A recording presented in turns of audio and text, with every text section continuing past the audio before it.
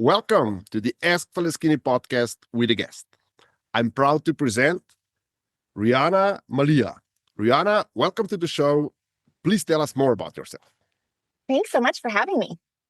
So first and foremost, I'm a mama, a wife. Actually, just this week celebrated our 2-year wedding anniversary, which is such a blessing because I'll tell you, I never, ever thought that I would find my person after life's challenges of a very young marriage and a tumultuous divorce and then all kinds of crazy things after that. So that's a blessing. Which obviously all of that journey led me to the work that I do in the world today, which, there's people will say, well, what do you call yourself? It's a lot of words that nobody cares about. I'm a board certified neurosomatic practitioner, and I use quantum time release, evolved neurolinguistic programming, and advanced trauma conscious coaching in order to serve my clients. What I really do is work with high achieving women who've been successful everywhere. They've had a career, they've had kids, they have friendships. But then at this time of life, they find themselves either struggling with the fact that while everything else feels good, there's this piece of extraordinary love that's missing, or they're just at this transition time of like, who am I now? I've been a mom or a wife for all of these years, and I put everybody else first. And when I ask that question of, on the other side of this being stuck or this experience you're having, what are you doing or not doing differently than you're doing or not doing right now? What lights you up? And that often brings tears. And the answer often is, I don't know. I don't even know. I don't even know how to answer that question. So being able to reset patterns that keep repeating so that people can finally create the life and the love and the relationships that are true and aligned and as extraordinary as they are. Wow. That's amazing. Since we're talking about midlife crisis, would you say that missing love or not knowing who we are is part or indicates midlife crisis? I think when we come to this stage in life, it's like this moment where you go, oh, wait, there's an expiration date on this body. And, you've done all these things and you've been, a lot of times we're just kind of like functioning from an unconscious place we don't even realize, right? All the old stuff that's running the show.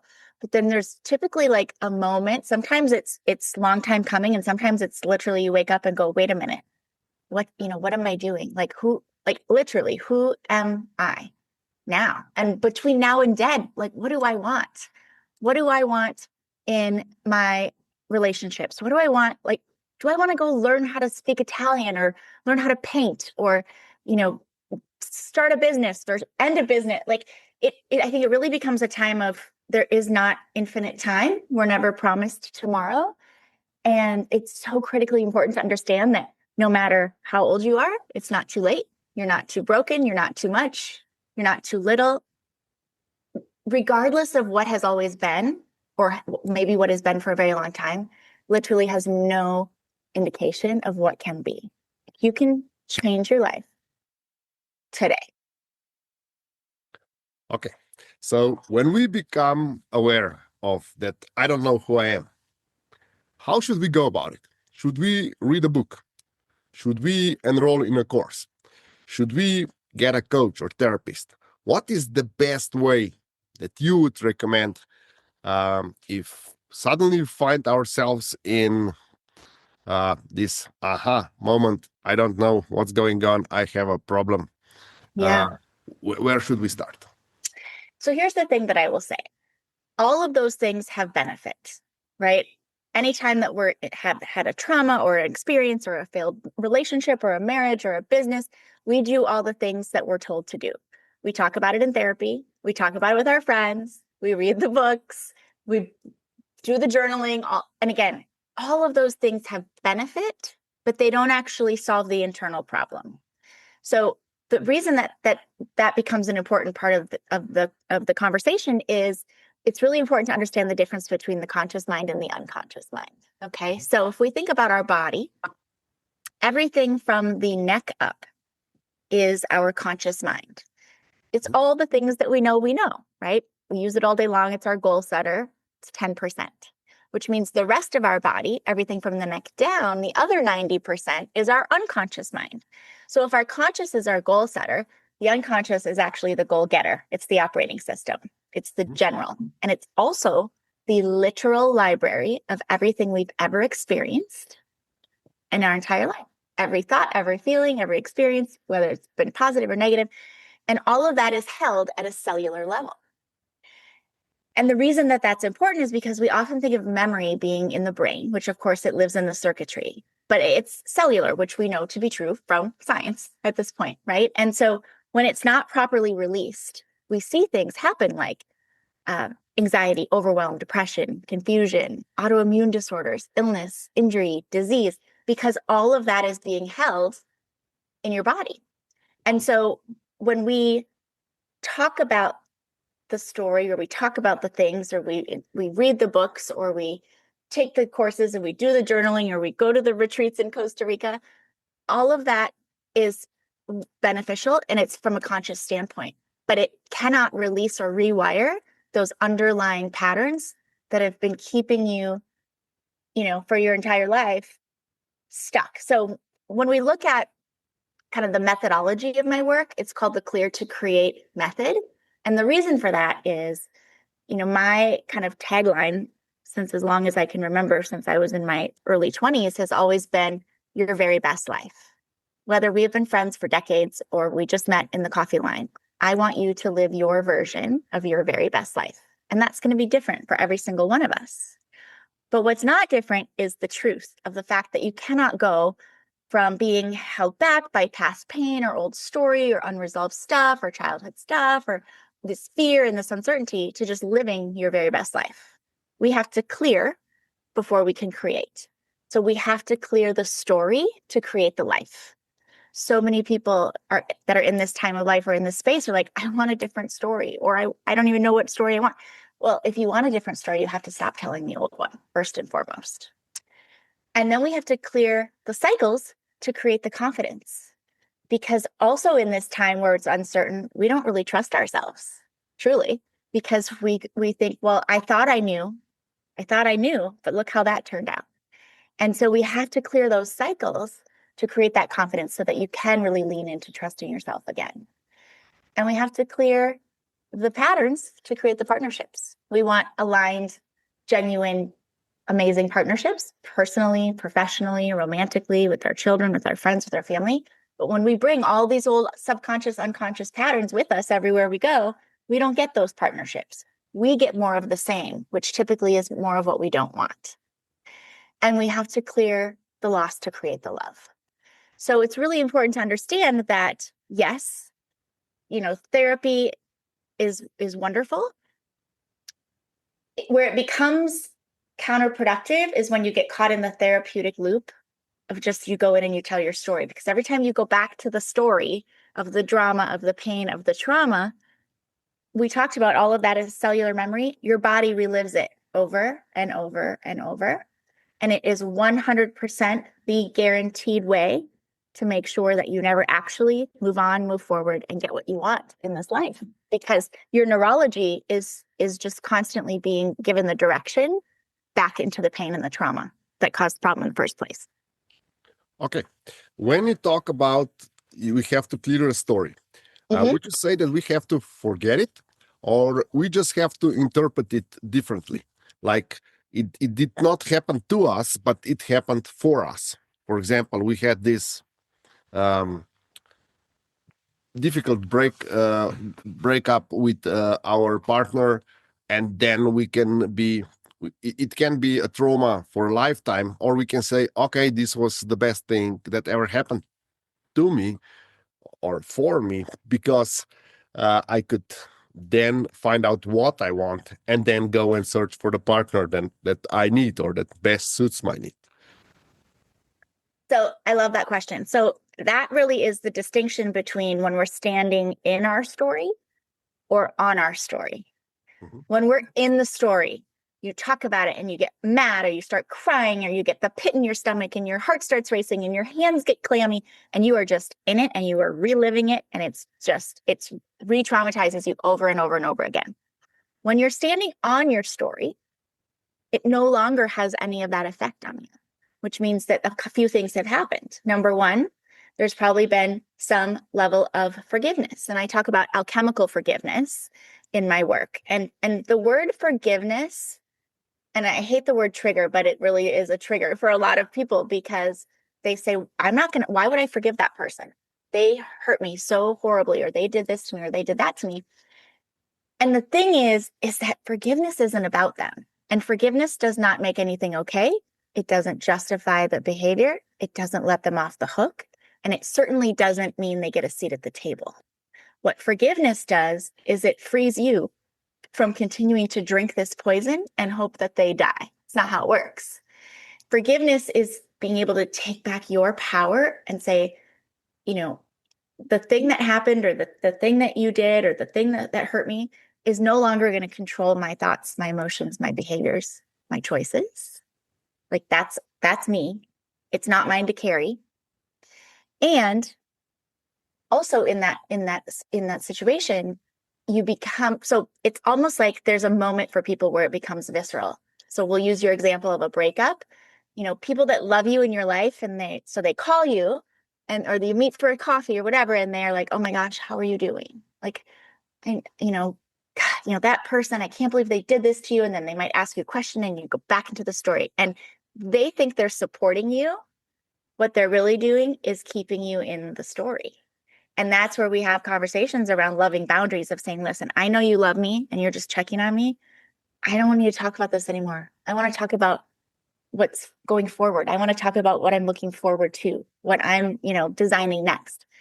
Because people don't understand the destruction that it does from an unconscious standpoint to keep bringing it up. So forget the story? No.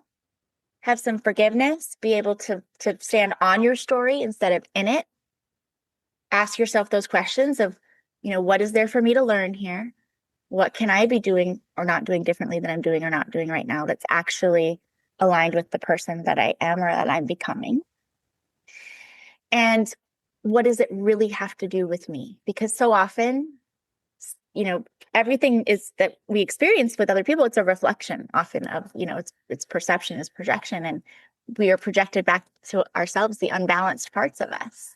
And so when there's conflict or there's something that comes up, the very first thing you need to ask yourself is, what does this actually have to do with me? Why is this upsetting me? Is it about me? Is it about them? Is it about some unmet need for me? So being able to stand on your story instead of in it is life-changing. Okay. I want to pick your brain on how are you going about forgiveness with your clients, and how would you recommend that they should release these grudges that we hold or resentment? What's the best way to go? How to jump into the forgiveness? It's not just I'm forgiving you, because that does not work. I know of Ho'oponopono and many other techniques. What's your favorite technique? So there's a couple of processes that I use in my work. One is called quantum time release. Quantum time release combines alchemical forgiveness, timeline work, and multidimensional modality that gives us the ability to clear all of that heavy emotional weight that we talked about that's held in the body. So if you think about every negative emotion, anger, sadness, fear, guilt, shame, and then all the limiting beliefs and limiting decisions and the stories in our head that we say about ourselves, each one of those has a ribbon. Okay. And throughout our lifetime, every single time after the root cause experience, which we don't have conscious memory of, we have a significant emotional experience with any of those emotions, a marble goes on that ribbon: anger, sadness, fear, guilt, shame. So today, when something happens that makes you angry, it's not so much the thing today, it's the 30, 40, 50, 60 years of marbles behind it. It's the gestalt, it's the charge. It's the sum is greater than the parts. That's what we're holding on to. That's what we get to release without going back into any conscious memory of the thing that caused the trauma in the first place. So it's painless and peaceful. It's a completely unconscious process. Prior to that quantum time release experience, I do something with my clients called the quantum change process. And this is all about forgiveness. And it's a really incredible way to let's look at the person and the situation that there's conflict around. Tell me what that looks like. Now, I want you to tell me all the things you would need to forgive them for. And now I want you to tell me of all of those things, how did they make you feel? Sad, alone, discarded, angry, hurt, whatever, all the things. And then we look at a perception change, which is often, when we're able to see things in a different way, it gives us a possibility of forgiveness that wasn't there before. And then the question is, all of those things that you just shared with me that person made you feel, who in that person's life during childhood or adolescence made them feel that way? And in what traumas were they not resourced or supported in being able to release? And it's such a big aha moment for people, because there's this shift in that it wasn't intentional to hurt me. They never processed their trauma as a young person. And that's how they were made to feel by somebody significant in their life. And that's why we see, my father, for instance, who I haven't spoken to in years, but he would just go from family to family to family and abandon people. And when I did this process and I had to forgive him for the crazy stuff that he put me through when we moved to California, it was like, oh, right. His parents left him in a field by himself as a teenager to fend for, of course, okay, he was abandoned and had to go just bounce. So it changes the perception and the understanding in a way in which it's no longer about you, and you can actually peacefully take back all of that power and let go of all the pain, because it isn't yours to carry anymore. And you holding on to it, it doesn't hurt them. It only hurts us. Okay. So when we want to find out who we are, and we don't want to be just a huge person bearing all the traumas and fears and grudges, how do you go with your clients about helping them to find who they really are? What is theirs and what is societal induced? So we talked a little bit about the methodology, and then my framework for the work is called the Quantum Pattern Protocol, and it's 3 phases, okay? Clear, create, and claim. And inside of those 3 phases are 3 steps. The really important thing to understand is, before we can even clear anything, we have to get crystal clear. We have to get the clarity of who you are, what you want, right? And so the way that we do that is in a few ways. I start with a session that I like to call your Limitless Life launch call. And it's really the only part of this work that feels a little bit like therapeutic modality, in the sense that I'm asking a bunch of questions using quantum linguistics to really find out, what do you want?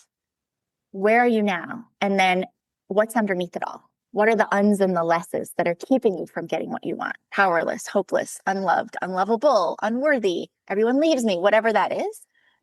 And then we get to create your menu. So most people, brilliant, smart, fabulous people, never actually get what they want because there's no clarity and specificity.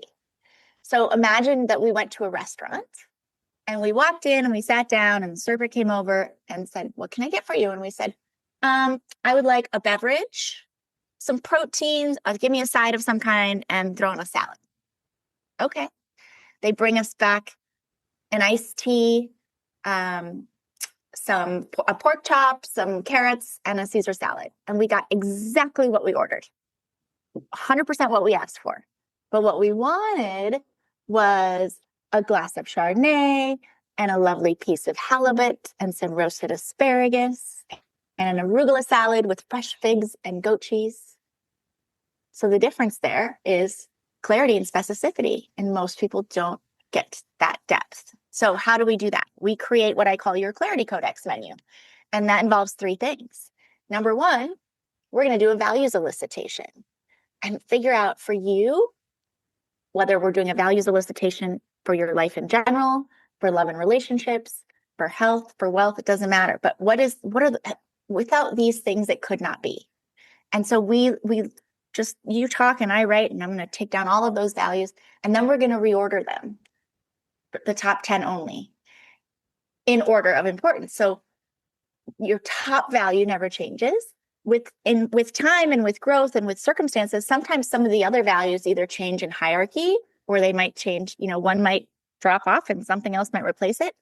But understanding that becomes kind of your baseline for you to get to make values-driven decisions. And the reason values-driven decisions are so important is because that gives us the ability to make clean yes and clean no decisions without having to be stuck in the middle. And the middle is the devil. The middle is maybe.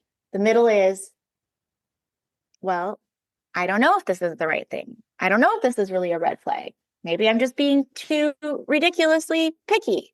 Maybe should I do this? Should I not do this? And then one of two things happen. Either we make decisions out of fear, or we don't make a decision at all and we're just paralyzed and we just stay stuck and we don't do anything at all. The next piece of that are your non-negotiables that are literally non-negotiables. These are not to be compromised. These are the things that 100% would be absolutely a deal breaker. And then there are the desires, which are the things that you would really love to have. And those can be anything from, a characteristic, a certain height, a certain geography, down to things that you would love to experience. Like, I would love to come home from a long day and there's a bath drawn and a glass of wine waiting for me. Like, whatever those things are that become like the magic wand and the fairy dust. So now you have this incredible asset or codex, whatever you want to call it. And in a matter of 60 seconds, you can literally take anyone and run them through that, whether it's a business partner, a romantic partner, and go, okay, they get to be in my life. Anything if the values don't line up, or there's anything on that non-negotiables list or not on it, depending on the context, it's a clean no. You don't waste time. You move on. It's, it doesn't make the other person wrong, but it saves you days and weeks and months and years of anguish because you don't trust yourself. Now you don't have to worry about that. Eventually we'll get there, right? But first we have to get clear. Then we dysfunction detox and get rid of all the stuff that's no longer serving you. And then we get to figure out, who are you now? Like, who are you really? Aside from all the societal noise and the conditioning and the old trauma and all of that, who are you now? And then we get to move into that create phase and actually start creating and designing the life and the love that's meant for you. Okay, that's amazing. How important is the body in all this process? How important is the diet, the exercise that we do, how we treat our body, our health, general health? How important is all this in your quantum process? So it's interesting because, I'm not a dietitian or a nutritionist or a medical doctor, but obviously the more we care for ourselves, and I think there's been no other time in history that we have actually taken better care of ourselves than now, right? The more information we learn about and supplements and different things. So of course that's important. What's interesting is I will often, have people sent to me by people who are midlife practitioners and specialists, because there are things that their clients are doing all the right things, but they can't seem to lose the physical weight. They can't seem to, get rid of this kind of weird internal inflammation pain. And they will send them to me to clear that emotional weight.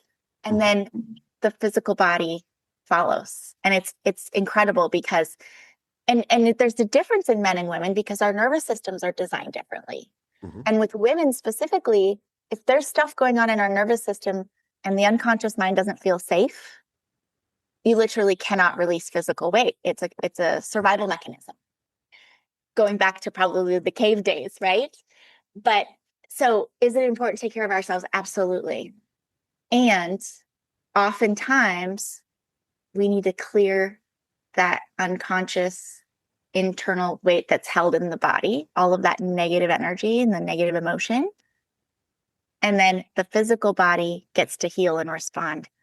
Because once we clear all of that, it's kind of like a closet or a pantry, right? So a few weeks ago, I cleaned out my pantry and it was the best day ever because it felt like Christmas because I love to be organized, but I'm also, 49 and perimenopause and some ADD. And so stuff can just like pile up around me, but I love to organize things. So I took everything out of the pantry, put it in the kitchen all over the place. It was everywhere, cleaned it all out. And then I threw away all of the expired stuff, like old cans of stuff, half open boxes of orzo and spices that have been in there forever, whatever. And then I put it all back and it all had a home and it was just so organized and it felt like Christmas. But it's the same for us. We have to throw away the expired ways of thinking and processing and the old stories so that we can make room for what's next. Or your closet is jammed full of clothes you haven't worn in 20 years and you're like, well, someday, there's no room for anything new. So you got to get rid of all that stuff so that you can then, get to go get a new pair of shoes or a fabulous new top or whatever it is. I mean, so it's the same with our unconscious and subconscious. We have to deal with that internal stuff or there's no room for what's meant for us. So once we get to get rid of all that, now we get to call in the things that we really want instead of continuing to experience more of what we don't want. Amazing. I would like to ask you, where should our listeners and viewers start? What is the number one priority they should think about? Where should they where should they go? Who should they ask? How can they start clearing their story? So what is the number one advice? So I would love to share a practice that I do with my private clients that in the course of 3 days will change your life. Is that okay? That would be perfect. Okay, amazing. So for me, and we were talking a little bit about values. So my core values as a person and for my business are love, generosity, impact, belief in what's possible, and being a magnet for miracles. And that is my favorite thing to teach. So I have a process in my work. It's called the fear to focus flip, and it's the framework for becoming a magnet for miracles. And the reason this is so critical is that we need to understand that every single day we think between 65,000 and 85,000 thoughts. It's a lot of thoughts. 90% of those thoughts are recycled, meaning they're the same thoughts we thought yesterday and the day before and week before and probably the month and the year before, and for sure in the middle of the night when your brain is going crazy and you're running through all the what ifs, right? And the problem with that is 75% of those thoughts are negative. Now, I get a lot of pushback on that. My clients are like, nope, I am good on mindset. Like, I'm so clear. Like, I will never put up with that again. And I will never do this. And so then the internal conversation is, I don't want another relationship where I don't feel like I can trust them. I don't want another relationship where I don't feel adored and cherished. I don't want to be in this job that I hate. I don't want to be in this financial position. I don't want to have this, extra joint pain and weight on my body. I don't want. While that feels like clarity, the unconscious mind and the universe can't hear the qualifying don't. All it knows is what you're focused on. It's like jumping in your car and opening Google Maps or your nav system and putting in an address, and it takes you there. Every single time you're focused on what you don't want, you're feeding your internal GPS directions to continue to bring you only those things. Does that make sense? Yep. So, having that knowledge, here's what I'm going to have you do. So we're going to think of a room with 4 walls, one to our left, to our right, one in front of us, and one behind us. And one of those walls is going to be your away wall. And your away wall is everything you don't want. You don't want again, ever, more of. It's all the things you don't want in life. Another wall is going to be your toward wall. And your toward wall is everything you want. Hopes, dreams, wishes, goals, desires, all the things. So for you, for instance, if you were going to imagine these walls, where would your away wall be? Behind you. And where's your toward wall? In front of me. Okay, amazing. So I want everybody, obviously not when you're driving, but I want you to get 2 clean pieces of paper. And on the top of one, I want you to write away. And the top of the other, I want you to write toward. And I want you to actually make those lists. Mm-hmm. Your away wall list, your toward wall list. And then what we're going to do is we're going to play for the next 72 hours, because neuroscience has proven that we can actually rewire neural pathways and thought processes in 72 hours, as long as you're actually playing full out. So don't do this if you're like, oh no, I'm not going to, I can do it for one day. Just start this when you can actually play for 3 days. And all you need is a rubber band.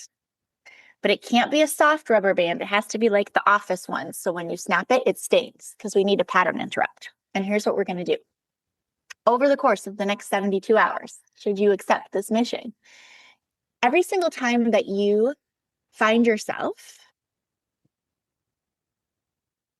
thinking, like spiraling down, feeling anxious, being in a place of fear, feeling, negative, and nothing ever works out for me, and I never find a parking spot, and la, la, la, la, la, and why does this always happen to me? I want you to snap the rubber band hard enough so it stings, so we have the pattern interrupt. Mm-hmm. Then I want you to actually recall, okay, what was I actually thinking about? I guarantee it was something on that away wall list. And then we replace it with a better feeling thought. And there's a few ways to do that. Number 1, look at something on your toward wall list. I don't care what it is, pick one, and visualize with emotion of what that feels like, as though it is. Mm-hmm. What do you hear? What do you see? What do you feel? What do you smell? What's around you? Because the brain doesn't know the difference between something that actually happens and something that's visualized with emotion. And understand that any thought that's held for more than 17 seconds with emotion either starts building new neural pathways or reinforces current ones. So at the beginning of this process, it might not be super evident because it's been running the show for so long. But here's how we replace that thought. So we acknowledge, like, okay, what was it I was thinking about? Okay, got it. Something on that away wall list. Either pick something on the toward wall list, or just sit in, 30 or 60 seconds in like authentic gratitude for something that you're really grateful for. It could just be that, the sun is shining on my face and it feels wonderful. If you are still feeling the kind of that yucky, heavy energy, I want you to ask yourself, who can I serve in this moment? And it doesn't have to be some big grand gesture. It could be a thought, a prayer, a text to a friend. It could be picking up the newspapers on your neighbor's stoop and putting it by their front door because it's been raining, whatever it is. Just something to get out of your head and in service of someone else. As the 72 hours progress, you're going to find that you start to notice it faster. The point of this is not to say, oh, we're not going to have any of these thoughts ever again, and we're not going to experience these negative emotions. Well, no, we're human. We're not going to give you a lobotomy. The point is, I want you to get out of it faster, because right now you might have those thoughts and it might just, you might sit in that very low frequency energy all day. And then once you start this process and you're like, okay, then maybe it's a few hours and you realize, oh, I've been, in this kind of yucky space. What was I thinking about? And then it's an hour, and then it's minutes. And then ultimately it's almost visceral. It's like seconds where you catch it and you go, oh. So I do a silly thing for me that when I am having one of those moments, because we're human, and I kind of get a pit in my stomach now because I've been doing this for so long, and I'm like, oh. So I do a thing where I say, delete it from the universe, and then I say the opposite thing or replace it or whatever I need to do. But the point is, the faster that you can recognize it and pull yourself out of it and replace the thought, then all of your physical starts to shift. When you're focused on everything you want instead of what you don't want, the people, the resources, the opportunities, the experiences all show up to support you, because that's what you're looking for. Because the reticular activating system in our brain is ignited to look for the directions in which we give it. So when we're focused on all the things we don't want, and the kind of this always happens to me, and I always get the short end of the stick, and la, la, la, la, 1000%, that will continue to be your life. Anywhere I go, there's always a parking spot for me because I've that's one of my most fun little let's play with something, because I hear that so often. People complain about things like that. There's never a parking spot when it's raining. I go to get my hair cut and it's never right. The people at the eye doctor lose my prescription. Everybody I meet is selfish and, blah, blah, blah. And it's like, yes, yes, yes, yes. Those are the only directions that you're giving. So play this game. And then I'd love to know what that experience was like for you. And the other thing I would say that I would love to give your listeners is I've created a diagnostic assessment called the ELLI, which stands for the Extraordinary Love Index. And it answers the question, what is standing between you and extraordinary love? That could be romantic love. It can be self-love. But what it does is it looks at 9 key areas, which also kind of align with my frameworks, but, impact score, trauma score, communication, all these different things. And it's 40 questions. So this is not like the Disney princess quiz. It's an actual diagnostic. But then I send you a 28-page report customized to you based on all of the things that you shared. And it's going to show you where your scores are, what you might be experiencing in life, what it will cost you to stay there, and what you can start to do right now to shift that in an upward trajectory. And it will give you insight into yourself that will change your life, change every relationship you're in, from your children to a spouse to a business partner. And it's life-changing. And so I think every human on the planet should take the ELLI. So I'd love for your listeners to be able to have that as my gift and to start there. Thank you. That is amazing. So, where can our listeners reach out to you? Where can they get in touch? Absolutely. So the website, of course, rianamalia.com. All the socials, Instagram, Facebook, LinkedIn, YouTube, Riana Malia. And in my bio on Instagram, or if you go to the website, you can access the ELLI. All the information is there for you, so that you can go in and take the ELLI. And of course, have the opportunity, if you want to explore where you're at and have a complimentary clarity call, I would love to offer you that as well. So we can really look at where you are, and I can help to start shape a direction for you to move you from where you are now to be living the life that you actually desire. Thank you. I will include all the links in the description below. And Riana, thank you again. Thank you for all the insights. You were amazing. Absolutely. My pleasure.